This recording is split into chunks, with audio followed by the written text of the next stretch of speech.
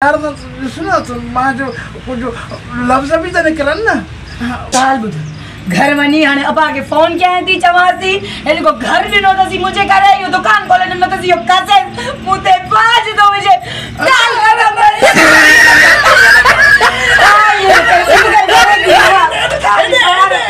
तारी पारक में गया हूं बटे में तो खाई के सलाह करनी है सलाह हां मां सलाह दे पर सुठी दे सलाह जीवन सलाह में कामयाब भी वणा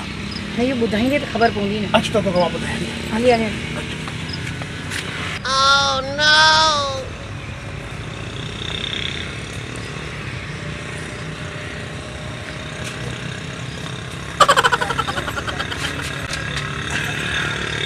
हाने बुधा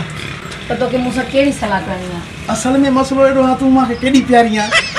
वो तमा आया इने में कुछ शक थोड़ी है आने तुझे पीर मागे चूंडे करे तो मुर्स केडो दिनो जबरदस्त ॾाढो सुठो ये ना मामू का तो तकलीफ आई या ये भी ना साईं नहीं या ना हां कदे मां तो के तकलीफ भी न दी तुम अल्लाह ना कंदो मुके तो यकीन आ यकीन थी ना हां हां असल में मुके तो आखिरी सलाह करनी हुई एको चमन है कह जो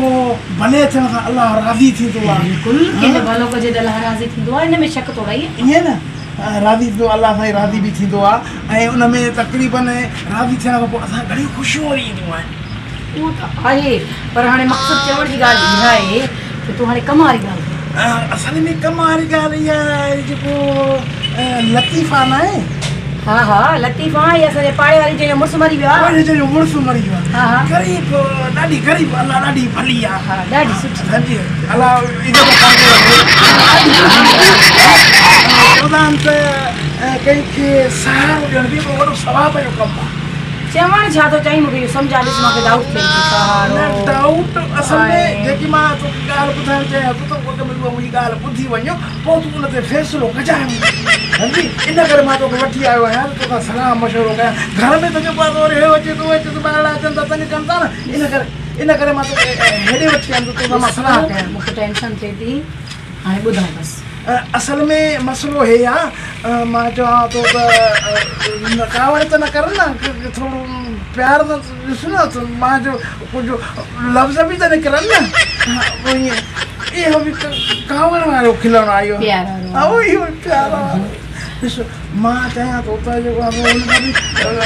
ॻाल्हि ॿोल थी आहे उहा बि राज़ी आहे असल में उहो हुन खां मां चवां थो त सहारो थियण मां हुन सां शादी करण लाइ चवां थो हुन सां शादी कयां उहा बि राज़ी आहे बसि तोखां इजाज़त वठणु आयुमि त तूं मूंखे इजाज़त ॾे त मां हुन सां शादी कयां शादी मतलब त मुंह ते बाज हाँ तो खुश रखंदो मैं उन को वधी किया तो खुश रखंदो छो त तुझे पीउ हिकु चूंडे मां मुड़स तो ॾिनो आहे न तोखे मां खुश रखंदो तूं घबराए न सुलविना मूंखे ख़बर ई त तूं पंहिंजो मतिलबु रखी मूंखे हिते वठी आयो मां बि चवां जाकू जो शादी कई आहे त ॿार तयारु त हिन महिल अथई मूंखे घुमाइण में वठी आयो आहे मोह हाणे वरी वठी आयो आहे त लालच हूंदसि पोइ पेट में सूर हूंदुसि मां वञां थी पेके मां बे चवंदमि मां ते पाज थो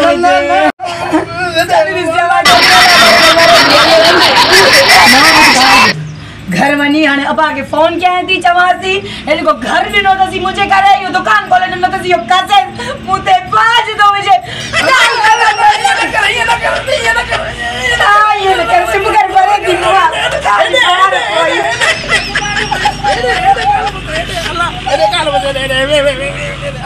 अल्लाह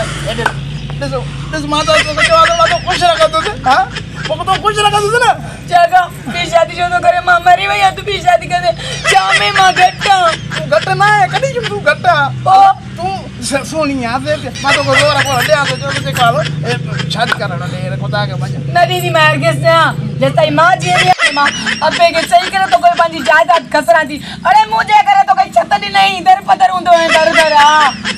ठीक है नथी से न तो कया तो शादी बस तू राजी हो जा तू बस न अल्लाह रोना में केडी खुशी हुई वजी अल्लाह अल्लाह शादी न करनी शादी ना तौबा ये मुझे ना ठीक है